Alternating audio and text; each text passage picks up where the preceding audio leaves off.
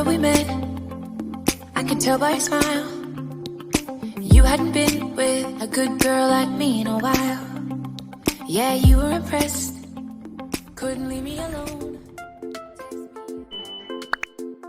Hey guys, it's Splash Fairy. Hit the red subscribe button and the bell icon so you'll be the first to be notified. Assalamualaikum anak didik yang hebat. Nama cikgu Farida dan terdapat banyak video bahasa Inggeris dan juga ekonomi di channel Splash Fairy. Ada juga video tutorial ICT yang anda boleh refer.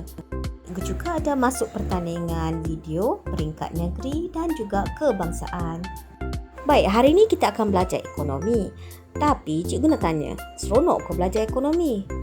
Apa yang best sangat belajar ekonomi? Cikgu ada dua soalan untuk tanya anda. Pertama, apakah itu ekonomi?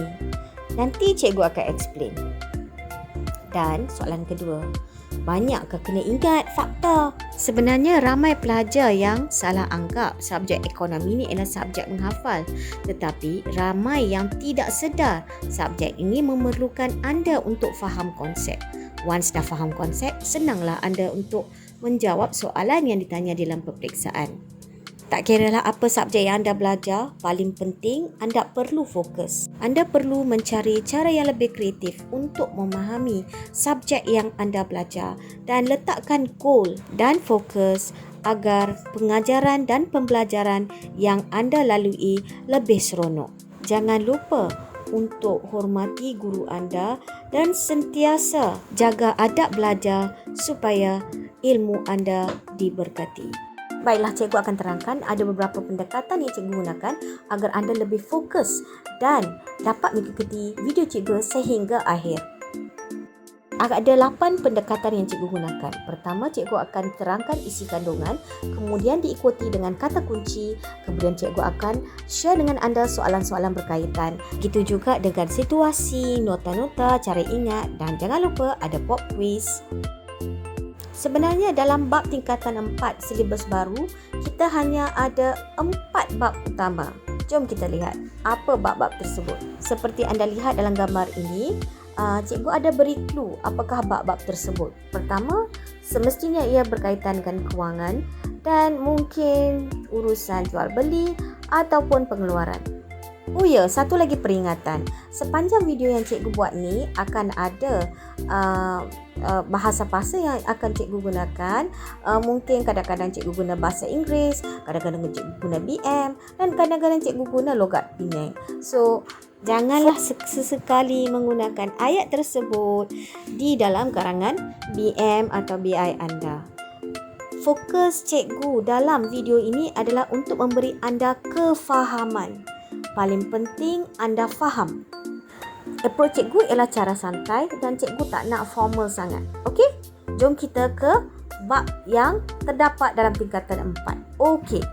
Seperti anda lihat, bab 1 ialah pengenalan kepada ekonomi, bab kedua ialah pasaran, bab ketiga ialah wang, bank dan pendapatan individu dan akhir sekali bab 4 pengeluaran. So, total hanya ada 4 bab sahaja. Apa yang ada dalam bab 1 iaitu bab pengenalan kepada ekonomi. Yang cikgu cakapkan tadi, cikgu akan introduce anda dengan isi kandungan bagi bab ini terlebih dahulu. So, apa yang kita dapati dalam bab ini ialah pertama, pelajar perlu faham konsep kekurangan, pilihan dan kos lepas.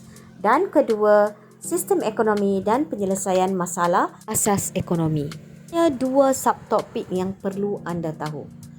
Okey, jom kita lihat secara khusus apa yang terdapat dalam 1.1. Ada 7 aspek yang pelajar perlu tahu dalam 1.1 iaitu dari segi takrif ekonomi, konsep kekurangan dan pilihan, faktor pengeluaran, kos lepas, analisis situasi kos lepas, implikasi pilihan yang dibuat oleh individu, firma dan kerajaan dan juga keluk kemungkinan pengeluaran. Hanya 7 perkara yang anda perlu faham. Manakala dalam sistem ekonomi dan juga penyelesaian masalah asas ekonomi, kita ada masalah asas ekonomi iaitu 4 soalan yang anda perlu tanya. Kedua, anda perlu juga faham jenis-jenis sistem ekonomi. Ketiga, bagaimana hendak menyelesaikan masalah asas ekonomi. Dan keempat, topik ekonomi Islam. Anda hanya perlu tahu 4 subtopik. Jadi, daripada bab 1, adanya ada 11 perkara yang anda perlu hafal, iaitu 7 perkara di subtopik 1 dan 4 perkara di subtopik kedua. Okey, next ialah kata kunci. Seperti yang cikgu katakan tadi, terdapat berapa kata kunci dalam sesuatu bab yang perlu anda tahu.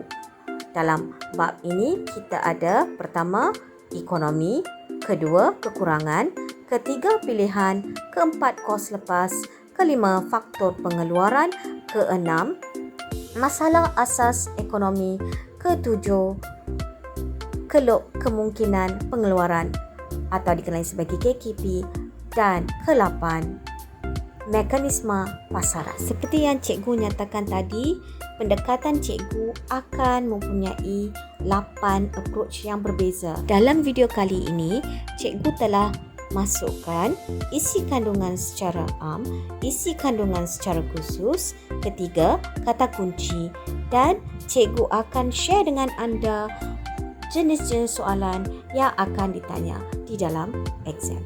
Sebagai contoh, soalan 1 ini lebih mementingkan definisi teori atau konsep.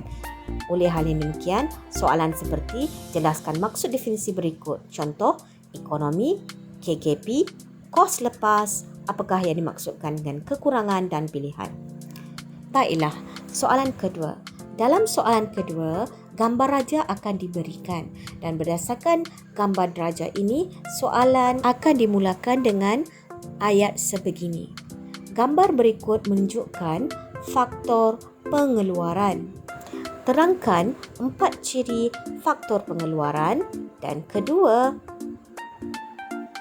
jelaskan masalah asas yang perlu dipertimbangkan oleh sesebuah syarikat semasa mengeluarkan sesuatu barang keperluan. Soalan seperti ini anda perlu nyatakan teori atau konsep yang diminta oleh soalan. So, be very focused in answering these questions. Sebenarnya terdapat banyak lagi soalan yang anda boleh lihat di dalam buku teks ataupun buku latihan dan buku rujukan. Kebanyakan soalan yang memerlukan definisi atau huraian perlu penjelasan yang tepat. Soalan jenis ketiga adalah soalan yang menggunakan konsep contoh harian.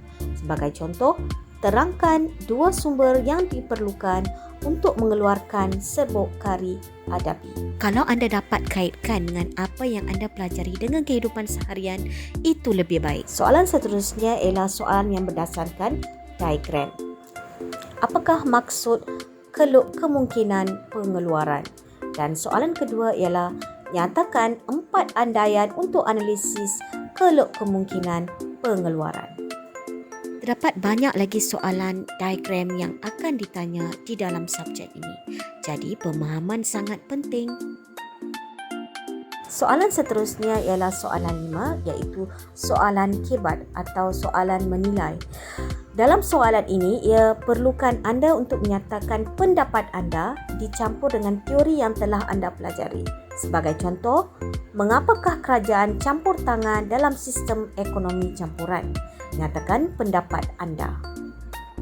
Yang dikasihi sekalian, pendekatan yang cikgu gunakan tadi ada 4, iaitu seperti yang cikgu janji, cikgu akan share dengan anda isi kandungan secara am, telah cikgu lakukan. Kedua, cikgu juga telah menunjukkan isi kandungan secara khusus. Lepas tu, cikgu share kata kunci dan juga cikgu telah share dengan anda soalan-soalan berkaitan. Habis sudah 4 bahagian yang memang cikgu katakan akan masukkan dalam pendekatan cikgu.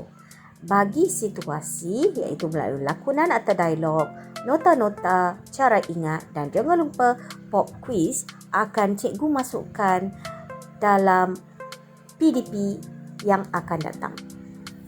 So, 8 pendekatan ini akan selalu cikgu gunakan dalam sebarang video cikgu dalam subjek ekonomi. Kalau anda ada apa-apa cadangan untuk cikgu masukkan, sila type di ruangan komen. Dan kalau ada sebarang soalan juga berkaitan dengan pengenalan yang sangat sedikit yang cikgu masukkan dalam video ini, kalau anda ingin mengambil subjek ekonomi atau sedang mengambil subjek ekonomi, video ini sangatlah bermanfaat. Sebelum kita end video ni, cikgu ada pop quiz. Berapakah subtopik yang anda perlu tahu dalam bab 1? Sekali lagi cikgu ulang. Berapakah subtopik yang perlu anda fahami dalam bab 1? Baiklah anak murid yang saya kasihi, itu sahaja topik untuk kali ini. Till we meet again in the next class. Bye. Assalamualaikum.